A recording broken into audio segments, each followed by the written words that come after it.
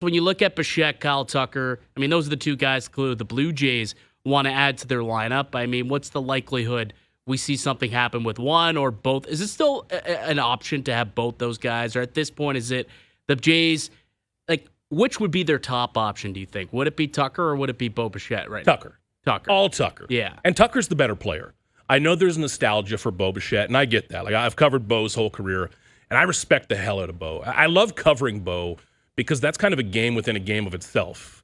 You know, getting Bo to play his cards a little bit. He's very reserved, but he's a fascinating ball player. But Kyle Tucker's the better player. Now, that's going to come with more money. Would you rather Tucker or would you rather Bo plus a couple other things? Maybe that's the comparison here. But the both arguments, I know just the word both is Blue Jays fans' favorite word this offseason. They want both. I would argue that Dylan Cease is one of this. It just happened so early. And listen, by no way am I saying that enough has happened at all. Right. I never want to be that guy. But you got the best starter on the market, the most interesting mid-range starter, in my opinion, in Ponce. And then with Rogers, a guy who could end up being the best reliever, the best relief season, might not have the saves, but he's so damn good.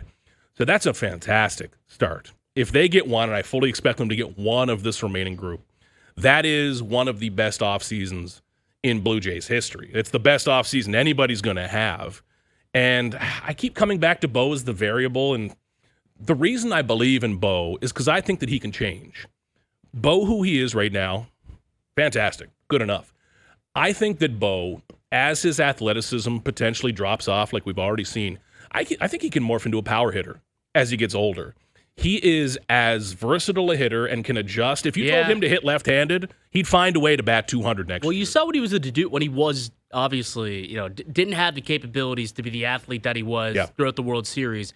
You kind of saw the power numbers start to pick up where he was like, hey, I can't hit doubles.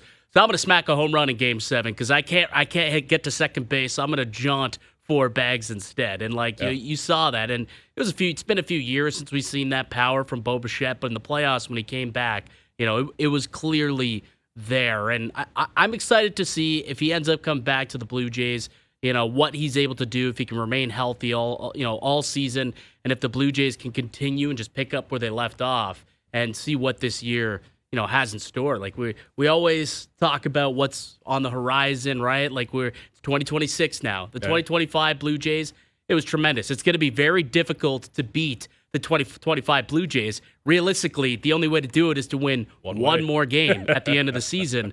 And I think when you look at what they've done this offseason, they put themselves in good position to have that opportunity. But one of those two, whether it's bringing back Bo or making that big money deal to bring in Kyle Tucker, I mean, that's really going to set you up for that opportunity to best the 2025 results. And I'm still in the spot where you need to do that. Yeah. Like when I say that they've done a great job already, cool, great. But you need to do more. Especially since you look around the Major League Baseball and you just see there seems to be some hesitancy around the league right now. And with the impending, potential strike in a couple of years, seems like owners are tightening those wallets at a time where the Blue Jays seem to be loosening their wallets and willing to write the big checks. I mean, take advantage. Strike while you don't have as many, competitors, battling for these top guys. The Yankees are sitting at the kids' table right now, and they're announcing to the rest of the room that they're comfortable at the kids' table. Which is a wild thing to think about. Ridiculous. Yeah. Okay, they've got cash. Come on, don't try to kid me. The Blue Jays are just acting like you should. Hey, we went on a postseason run. Our owner has a bunch of cash. We're going to act like we have a bunch of cash. And there's a right way to do that, and I think they're nailing it. But when you look around the rest of the division, the East is going to be a nightmare again. So I think you need to go out and add one more big one. I expect they will, because part of this, and this is baseball pessimism coming back in, but I gotta loosen up for spring training by being pessimistic about stuff. Is George Springer going to have a year like that again? I don't know. Probably falls off a little bit. A little bit. Are all of those depth pieces going to perform like they did in such a timely manner again? Is the rotation going to have perfect health again? That's a whole bunch of I don't know.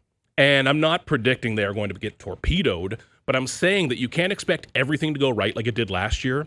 So I think that it's not just about getting back to where they were. It's about reaching higher than that. And they've got the cash to do it. When you have the cash, you don't get to save it for a year. People find other ways to spend that stuff. Right. It goes somewhere else. When you have it, spend it. My God, the Blue Jays have it. They are still one. I won't go as far as both, but I think one more big move left.